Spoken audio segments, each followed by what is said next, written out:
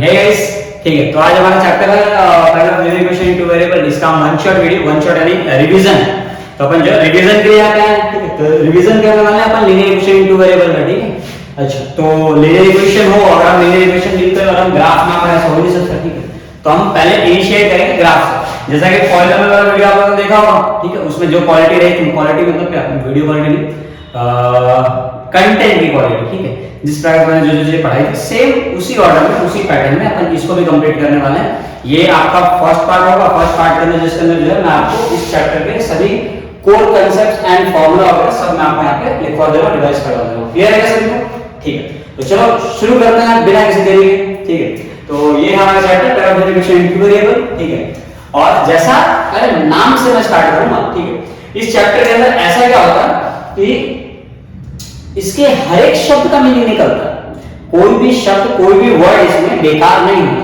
जैसे अगर मैं बात करूं तो ये आप लोगों को मोस्ट ऑफ द सेशन को पता होगा, जब आप रिवीजन करने हैं वन शॉट, ठीक है। तो इसके अंदर वर्ड प्रॉब्लम्स बहुत ज्यादा आते हैं ना। वर्ड प्रॉब्लम्स पे पूरा चैप्टर बेस्ड है। तो वर्ड प्रॉब्लम्स को सॉल्व करने के लिए आपको हर एक वर्ड का मीनिंग समझ में आना चाहिए। तो ये उस चीज को आप रिलेट कर पाओ, इसलिए मैं चैप्टर के नाम से स्टार्ट करूं। चैप्टर के नाम में ही बहुत सारी मीनिंग है, ठीक है। जैसे अगर देखें तो पेयर, पेयर का मीनिंग क्या होता है? जोड़ी, है ना। कोई भी चीज जब जोड़ी में लगे, ये पेयर है, जोड़ी है। किस चीज की जोड़ी है? तो it is a pair of linear equations. अच्छा, लीनियर इक्वेशंस क्या होते हैं? हमने बचपन में पढ़ रहे हैं। लीनियर इक्वेशंस हम उन्हें कहते हैं जिनकी डिग्री जो है 1 होती है ना। डिग्री 1 हो तो लीनियर इक्वेशन कहेंगे। और लीनियर इक्वेशन होना चाहिए और दो वेरिएबल में होना चाहिए। मतलब बचपन में आपने जो लीनियर इक्वेशन पढ़ा था वो किस टाइप के होंगे? 5x - 3। इसमें सिर्फ एक वेरिएबल था। अब हमें कितने वेरिएबल चाहिए? अब हमें दो वेरिएबल की जरूरत पड़ेगी। तो दो वेरिएबल लेंगे, तो वहां से हम स्टार्ट करते हैं, ठीक। अच्छा, दो वेरिएबल की जरूरत क्यों पड़ती है, वहां से हम स्टार्ट करते हैं, ठीक है। अच्छा, पहली बात तो सिस्टम ऑफ इक्वेशन का ये रूल रहता है, ठीक है। ये रूल है, आप सॉल्व करो तो आपको चलेगा। जितने वेरिएबल उतने सॉल्व करने के लिए उतने इक्वेशन चाहिए होंगे। अगर एक वेरिएबल एक इक्वेशन में काम हो जाएगा। अगर वेरिएबल दो हैं तो एक इक्वेशन लेके आप आंसर नहीं निकाल सकते। लाइए इस बात को निकाल देता हूं। जैसे मान लीजिए कि हमने इसका जनरल फॉर्म, तो दो इक्वेशन लिख दे। दो इक्वेशन ये होते हैं a1x + b1y + c1 = 0 और दूसरा इक्वेशन होता है a2x + b2y + c2 = 0। तो ये है दो लीनियर इक्वेशन जो पेयर में वेरिएबल है, जिनके वेरिएबल दो है, एक x है एक y है। इसमें भी x है और इसमें y है। कोफिशिएंट चेंज हो सकते हैं, x के आगे y के आगे नंबर यूज होने वाले, ठीक है। लेकिन जो वेरिएबल है ना, वेरिएबल की वैल्यू सेम आएगी। इससे हम कहते हैं स्टैंडर्ड। ये स्टैंडर्ड ना, standard equation linear equation into variable. Clear है? अच्छा, अब हम ये समझते हैं कि लीनियर इक्वेशन हम जब पढ़ते तो पेयर में पढ़ने की क्या जरूरत है? अगर टू वेरिएबल है तो हम पेयर ऑफ लीनियर इक्वेशन क्यों पढ़ते हैं, लीनियर इक्वेशन क्यों नहीं पढ़ते? तो उसमें देखो रीजन क्या है। जैसे मान लीजिए आप एक इक्वेशन लेते हैं, ठीक है। इसे यहां पे हम थोड़ा सा से पार्टीशन कर देते हैं, ठीक। अब देखो, लेट्स से कि हमारे पास है एक इक्वेशन x + y = 10 आ रही है। तो अगर आप यहां पे x की वैल्यू आप 1 रखोगे तो 1 + y = 10 करोगे तो यहां से y की वैल्यू 10 - 1 9 आ जाएगी। तो x 1 रखा तो y 9 आ गया। एक काम कुछ ऐसा है कि अपना काम में x + y = हम लेते हैं 6 ले लेते हैं, ठीक है। इतना अपन अफोर्ड कर सकते हैं। तो ये कितना हो जाएगा? ये वैल्यू आ जाएगी 5, ठीक है। अच्छा, ऐसे ही हम और वैल्यूज लेके देखें कि x + y अगर हमारे पास 6 है, अगर मैं x की जगह पे 2 लेता हूं तो 2 + y 6 आएगा, तो y की वैल्यू कितनी आ जाएगी? 4 आ जाएगी। सिमिलरली अगर आप और लेके देखते हैं, ठीक है, कि x + y अगर 6 है तो x की वैल्यू अगर 3 रखी तो y की वैल्यू कितनी आ जाएगी? यहां से y की वैल्यू जो है 6 - 3 3 आ जाएगी। तो ऐसे हमने डिफरेंट वैल्यूज निकाली, ठीक है। तो आप एक तरह से सोचिए, ठीक है, कि आप x की वैल्यू कुछ भी रखो, y की वैल्यू कुछ ना कुछ तो आएगी, है ना। x को 0 रखो तो y 6 आएगा, 0 + 6 आता है। x को 7 रखो तो y - 1 रखो, 7 - 1 तो 6 आता है। पॉइंट वैल्यू ऐसे इसके इनफाइनाइट आंसर है। तो दो वेरिएबल में ये इश्यू होती है कि अगर दो वेरिएबल लेके आप इक्वेशन एक रखते हो तो उसके आप एक सॉल्यूशन नहीं, उसके इनफाइनाइट सॉल्यूशंस होंगे। आप उसका कोई एक आंसर पर्टिकुलर नहीं बता पाओगे। आप बोलोगे सर 1 और 5 ले लो, मैं बोलूंगा मैं 2 और 4 लूंगा, जगह थोड़ी करेगा मैं। तो क्लियर बात ये है कि सिर्फ एक इक्वेशन लेके दो वेरिएबल को सॉल्व आप ऐसे नहीं कर सकते। तो इसलिए हमें दो वेरिएबल की जरूरत पड़ती है। अब दो वेरिएबल की जरूरत कैसे पड़ती है? ग्राफिकली हम इसको समझते हैं। अब जैसे हमने एक इक्वेशन हमने ये रखा, अब इन कॉन्स को जरा ज्वाइन करें। जब x की वैल्यू हमने 1 रखी तो y कितना आ रहा है? 5 आ रहा है, ठीक है। तो x की वैल्यू 1 लेके देखते हैं। तो x = 1 पे y आएगा 5, यानी ये वाला पॉइंट हो जाएगा कुछ। इस चीज को ऐसे डाउन कर दीजिए, तो ये हमारा हो गया पहला पॉइंट। क्लियर? दूसरा पॉइंट है x को 2 रखने पे y आ रहा है 4, तो x को 2 रखा हमने, y 4 पे x आ रहा है 2, ऐसा समझ लीजिए, ठीक है। और 3 पे 3, यानी ये पॉइंट कुछ ऐसा हो जाएगा। क्लियर? ये हो गया अपने 3 पॉइंट्स। जब इन तीनों को हम ज्वाइन करेंगे तो हमें क्लियर कट ये चीज कुछ इस प्रकार से देखने के लिए मिलेगी। ठीक, वैसे तो स्केल यूज नहीं कर रहा मैं, ठीक है, तो परफेक्शन तो शायद ही आ पाएगी। हाँ, ये 6 पे इंक्लूड कर रहा है और ये तो ऐसे एक इक्वेशन बनता है। अब आप जरा देखो, एक इस इक्वेशन का ग्राफ बनता है। अब क्योंकि ये लीनियर इक्वेशन है तो बता देगा लीनियर इक्वेशन में से ग्राफ स्ट्रेट लाइन आएगा, लीनियर पॉलीनॉमियल आपने पढ़ा होगा, हमने चैप्टर नंबर 2 में बताया था। अब अगर आप देखो कि ये हर पॉइंट से, जैसे अगर x की वैल्यू अगर 5 लो, देखो आप देख पाओ कि y की वैल्यू यहां से ऑटोमेटिकली 1 आ जाएगी। x की वैल्यू अगर आप 4 लेते हो, ठीक है, तो आपको ये चीज दिखेगा कि ये ऑटोमेटिकली 2 आ जाएगा। अगर आप यहां पे 7 लोगे तो ये दिख रहा होगा, ये आपको यहां से -1 आ रहा है, तो 7 - 1 कितना आ जाएगा आपका? 6 आ जाएगा। मतलब इस लाइन के ऊपर जितने भी पॉइंट बनेंगे, यहां पे आप देखो, आप 7 पे आ जाओ, देखो यहां पे ये -1 आ रहा है, 7 - 1 6 आ जाएगा। ये चीज ऐसे भी पॉसिबल है।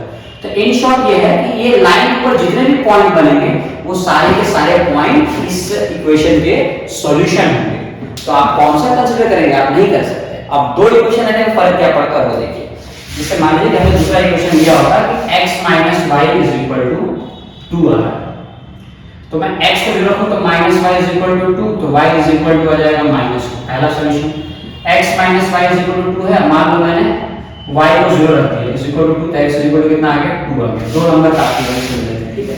अब ये वैल्यूज हमने निकाल लिया, जब प्लॉट करते हैं तो हमें पहला पॉइंट क्या दिया? x 0 पर y आ रहा है -2, यानी x को जब 0 रखा तो y -2 यानी ये पॉइंट हो जाएगा, और x को जब y को 0 रखा तो ये आ रहा था, यानी ये पॉइंट हो जाएगा। जब आप इन दोनों पॉइंट्स को ऐसे ज्वाइन करेंगे तो ये आपको यहां से क्रॉस करेगा, तो आप ये चीज क्लियर कट देख पाएंगे कि ये पॉइंट x में 4 है और y में कितना है? 2, 4, 2। और आप ये देखें कि अब ये भी जैसे हमने यहां पे देखा, उससे बड़े हम कह सकते हैं कि इस इक्वेशन के इस लाइन पे जितने भी पॉइंट आएंगे वो सारे के सारे पॉइंट के सॉल्यूशन होंगे, सही। तो इसका एक सॉल्यूशन है 4, 2 और इसका भी एक सॉल्यूशन है 4, 2। मतलब दोनों में क्या कॉमन सॉल्यूशन आ रहा है 4, 2। तो 4, 2 एक ऐसा पॉइंट है जो इसके लिए भी सही है और इसके लिए भी सही है। यही अगर आप सिर्फ एक इक्वेशन लेते हैं, सिर्फ एक लाइन बनाते हैं, तो आप उसका आंसर कभी कैलकुलेट नहीं कर पाते। इसलिए हम इसे पेयर में पढ़ते हैं ताकि हम इसका आंसर निकाल पाए। 4, 2 आप देखें तो 4 + 2 6 आ रहा है, और 4 में से 2 घटाने पे 2 भी आ रहा है, तो ये इक्वेशन सॉल्यूशन सही है। क्लियर? अच्छा, तो जैसे ही आपके ग्राफिकल वाला पार्ट क्लियर कर लेते हैं, ठीक है, तो ग्राफिकल वाला पार्ट क्लियर करने पे आपको नेक्स्ट पार्ट आता है कि ग्राफ की पॉसिबिलिटी क्या-क्या हो सकती है, ठीक है। तो आपको ये पहले ग्राफिकल रिप्रेजेंटेशन था, ज्योमेट्री का, ठीक है। तो अब इसको हम नेक्स्ट इनिशिएट करते हैं, तो हमारा नेक्स्ट पार्ट रहेगा ग्राफ में कितने टाइप के ग्राफ पॉसिबल है। तो हमारे एनसीईआरटी में 10th क्लास में ये 3 पॉसिबिलिटीज दिखा रखी है कि पहला पॉसिबिलिटी ये है कि जब आप किसी पॉइंट को ग्राफ पे प्लॉट करेंगे, ठीक है, तो वो इंटरसेक्ट करेंगे। इंटरसेक्ट यानी क्या? जैसे ये हमने बनाया और ये एक लाइन और बना दी, तो ये देखो दोनों एक पॉइंट पे जो है इंटरसेक्टिंग हो गए। तो ये पहली पॉसिबिलिटी कि आप एक प्लेन के ऊपर 2 लाइन बनाओ तो 2 लाइन जो इंटरसेक्ट करेंगे करेंगे भिड़ेंगे, ठीक है। अच्छा, दूसरी पॉसिबिलिटी क्या हो सकती है सर? तो दूसरी पॉसिबिलिटी ये हो सकती है कि आप जब बनाओ तो ये जो है कोइंसाइडिंग लाइंस, इसे कहते हैं, ये पहला हो गया इंटरसेक्टिंग। दूसरा, जब एक के ऊपर दूसरा आ रहा है तो इसे हम एक ही लाइन के ऊपर दूसरी लाइन ओवरलैप कर रहा है, इस चीज को हम कहते हैं कोइंसाइडिंग लाइंस, ठीक है। ये दूसरी पॉसिबिलिटी। और थर्ड पॉसिबिलिटी क्या होगी? तो हमारे पास थर्ड पॉसिबिलिटी होती है पैरेलल लाइंस, यानी अगर ऐसे ये ग्राफ हमारे पास है, ठीक है, इस प्लेन में, तो जब इसका आप स्केच करेंगे ग्राफ तो ये दोनों के दोनों लाइंस जो है ऐसे पैरेलल रहते हैं, मतलब एक दूसरे को कभी इंटरसेक्ट ना करें। क्लियर? तो ये 3 पॉसिबिलिटी हमारे पास एनसीईआरटी में दिखाई गई, और ये 3 पॉसिबिलिटी होती ज्यादा आप कुछ बना भी नहीं सकते ना। आपको कुछ नया मिले तो आप मुझे बता सकते हो कि हां सर हमने ये नई पॉसिबिलिटी ढूंढी है। ओके, तो इंटरसेक्टिंग लाइन में यहां पे एक सॉल्यूशन, ये हर एक पॉइंट को इंटरसेक्ट कर रहा है, तो इसके कितने सॉल्यूशन हो जाएंगे? इसके इनफाइनाइटली सॉल्यूशन हो जाएंगे, infinitely many solution, infinitely many solutions. और इसमें क्योंकि ये इंटरसेक्ट नहीं कर रहा है, इसके एक भी सॉल्यूशन नहीं आएंगे, इसे हम कहते हैं नो सॉल्यूशन, नो सॉल्यूशन। इसके नो सॉल्यूशन। और इसे क्या कहते हैं हम यूनिक सॉल्यूशन, क्योंकि इसमें एक आंसर आ रहा है, this is known as unique solution. ठीक है। और हाँ ठीक है, यहाँ तक हो गया। नहीं नहीं, मैं लंगड़ा वाला नहीं हूँ, बात मतलब ऐसा नहीं है कि डिफेक्टिव नहीं, बात है कि आज मेरे को लग गई, फिर चोट लग गई है, इसलिए चलने थोड़ी दिक्कत हो रही है मेरे को। मान मत लेना कि हाँ सर जो है हमारे ठीक है, ये हो गया पूरा। तो यूनिक सोल्यूशन, इनफाइनाइट सोल्यूशन और ये नो सोल्यूशन, टोटल ये 3 सोल्यूशन। ठीक है, अब सर हर बार हमें ऐसे ग्राफ बना के चेक करना पड़ेगा कौन सा सोल्यूशन है? नहीं, हमारे पास अलजेब्रिक मेथड है। अलजेब्रिक मेथड के थ्रू हम ये चीज ऐसे ही चेक कर सकते हैं कि जो हमारे पास इक्वेशन दिया है उसका जो ग्राफ है ऐसा होगा या ऐसा होगा। हाँ बिल्कुल पॉसिबल है। ये कैसे चेक कर सकते हैं? चेक करते हैं, तब देखते हैं। ठीक है, तो तीनों की कंडीशन हम लिखने जा रहे हैं। ठीक है, तो मान लेते हैं कि हमारे पास कोई इक्वेशन है x + y, हमने ये लिया ना x + y 6, इसी को लेते हैं।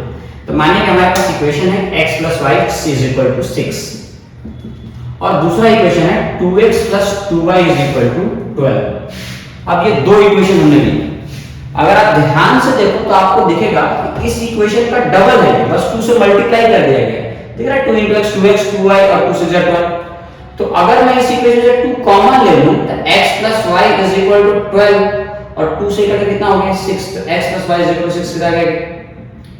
तो ये इक्वेशन दोनों अलग-अलग थे अभी, लेकिन यहां पे जब आप देखो तो क्या ये दोनों इक्वेशन आपको सेम दिखाई दे रहे हैं, बस इसका रूट 2 से मल्टीप्लाई कर देने तो बस ये अलग दिख रहा था। 3 से मल्टीप्लाई तो 3 3 गुना हो जाएगा, 4 से करो 4 गुना हो जाएगा। तो ऐसा तो नहीं कि आपने मल्टीप्लाई इक्वेशन अलग हो गया, अल्टीमेटली इक्वेशन तो सेम ही है। तो जब दो इक्वेशन सेम हैं तो उनके लिए दो अलग-अलग लाइन कैसे बन सकती है? नहीं बन पाएगी। अब जब दो अलग-अलग लाइन नहीं बनेगी तो वो लाइन कुछ इस ऐसी बनेगी और इसी को हम कहते हैं कोइंसाइडिंग लाइंस। मतलब ये मानो बनाने वाला काम है। ठीक है, जैसे मतलब बोल दिया कि हाँ एक के ऊपर दूसरी लाइन ओवरलैप करके, बट द रियलिटी इज कि दोनों इक्वेशन अल्टीमेटली सेम है। जब दो इक्वेशन अल्टीमेटली सेम है तो उन दोनों की जो लाइन आप बनाओगे वो लाइन भी ऑटोमेटिकली सेम आ जाएगी। इसीलिए इसमें एक ही लाइन होता है। ठीक, उसे हम कहते हैं इनफिनिटली मेनी सॉल्यूशन। मैं पहले ही बता चुका हूं, मैंने लाइन एक रही तो सोचना है इनफिनिटली, तो ये इनफिनिटली मेनी सॉल्यूशन होगा। अब ये कैसे मालूम पड़ेगा सर? तो हमने इसे देखा कि डबल कर दिया, अगली बार ट्रिपल कर देंगे, 4 गुना कर देंगे, 5 गुना कर देंगे, 2/3 कर देंगे, 1/5 कर देंगे। तो जब भी हम ऐसा करेंगे तो क्या ऊपर वाले नीचे वाले में सेम प्रोपोर्शन रहेगा? प्रोपोर्शन का जब 2 से मल्टीप्लाई करके 2 टाइम्स रहेगा, 3 से 3 टाइम्स आएगा। जब आप इनका रेशियो लोगे तो दिख रहा है इसका कोएफिशिएंट 1, इसका 2, तो 1/2, इसका कोएफिशिएंट 1, इसका कोएफिशिएंट 2, तो ये भी आएगा 1/2। इसका कोएफिशिएंट ये 6 है और ये 12 है, 6/12 को ये भी आएगा 1/2।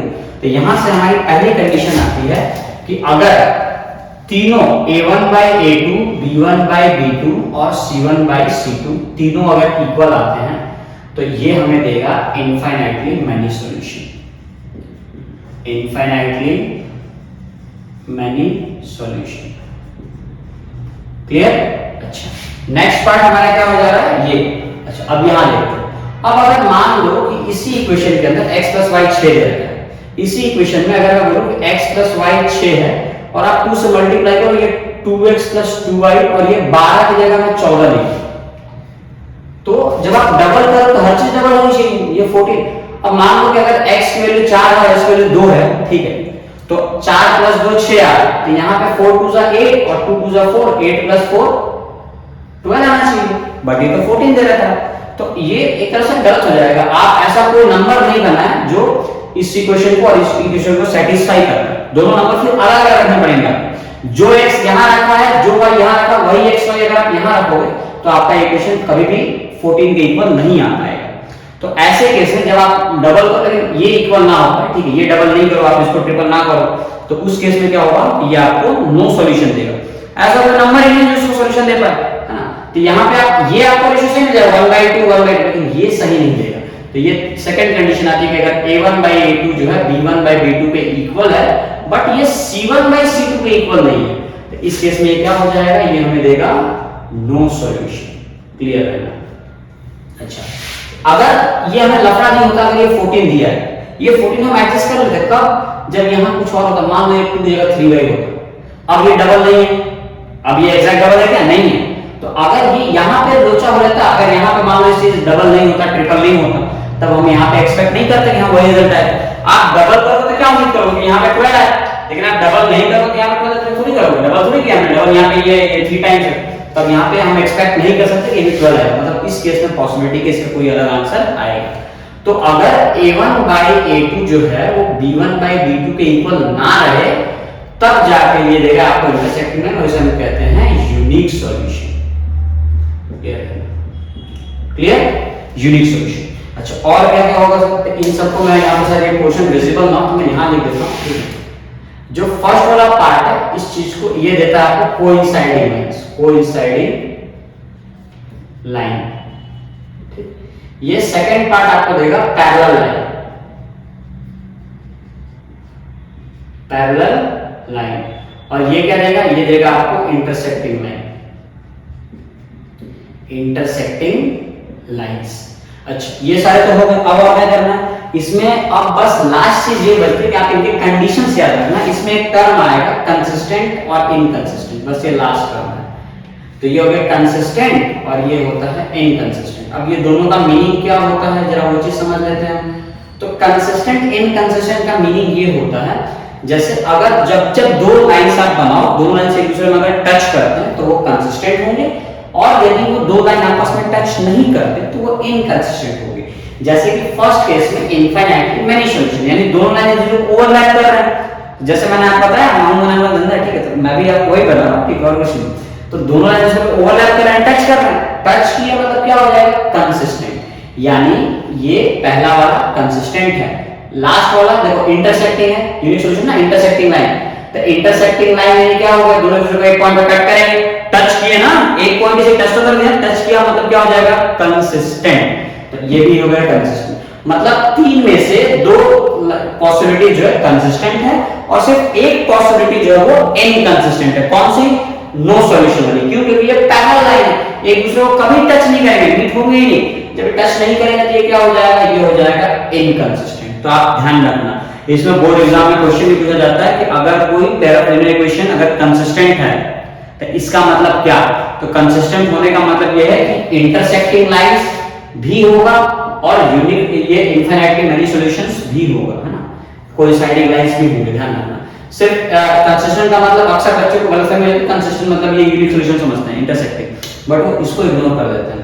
कंसिस्टेंट में दोनों आ जाते हैं, ध्यान रखना आपको, ठीक है। तो ये ऑलमोस्ट इसमें यही सारे कांसेप्ट है। इसके अलावा जो है इसमें सॉल्यूशन के तीन मेथड आते हैं। जैसे अब आप इक्वेशन बनाओगे, अब इक्वेशन सॉल्व करने के तीन मेथड आते हैं। एक सब्स्टिट्यूशन आएगा, है ना, एक तो ग्राफिकल आपने देख लिया, अब ज्योमेट्रिकल में ग्राफ आप बनाओ, आपको आंसर मिल जाएगा, जैसे हमने यहाँ किया 4,2। फिर अलजेब्रिक में तीन तरीके, सब्स्टिट्यूशन, एलिमिनेशन और क्रॉस मल्टीप्लिकेशन, जो कि इसका डिलीट हो गया। हम पढ़ेंगे, मैं पढ़ा दूंगा, जिसको पढ़ना है पढ़ना, ठीक है, नहीं पढ़ना मत पढ़ना, छोड़ देना। बाकी जो सब्स्टिट्यूशन एलिमिनेशन तो आएगा, सब्स्टिट्यूशन एलिमिनेशन अपन करेंगे, ठीक है। तो आज के वीडियो में अपन बस इस चीज को यहीं पे खत्म कर रहे हैं, कंप्लीट रिवीजन है। इसके अलावा आपको अलग अलग वर्ड प्रॉब्लम्स आएंगे। वर्ड प्रॉब्लम कैसे कवर करेंगे सर, तो वर्ड प्रॉब्लम टाइप्स में आएंगे। एज रिलेटेड प्रॉब्लम का वीडियो होगा छोटा सा, है ना, इसमें दो क्वेश्चन होंगे ताकि आप लोग को आ जाए। फिर फ्रैक्शन वाले 2 डिजिट प्रॉब्लम, है ना, नंबर्स वाले simple problems, reasoning based problem, सारी चीजें मैं आपको करवा दूंगा। तो वैसा अपन कवर करते जाएंगे। और उसके पहले जो है अपना नेक्स्ट वीडियो जो आएगा, नेक्स्ट वीडियो आएगा सॉल्यूशन पे, मतलब अलजेब्रिक मेथड से अपन कैसे सॉल्व कर पाए, सब्स्टिट्यूशन मेथड होगा, एलिमिनेशन मेथड होगा, ये दो अपन कवर करेंगे नेक्स्ट वीडियो में। क्लियर है सभी को? चलिए, तो आज के लेक्चर में इतना ही, मिलते हैं कल के दिन, बाय बाय, थैंक यू।